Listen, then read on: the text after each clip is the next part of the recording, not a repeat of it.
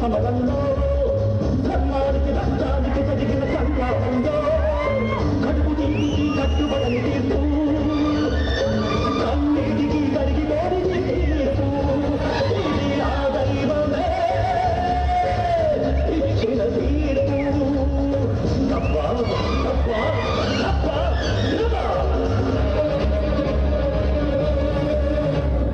I am in the hands of law. Everything happens. It's not my flaw.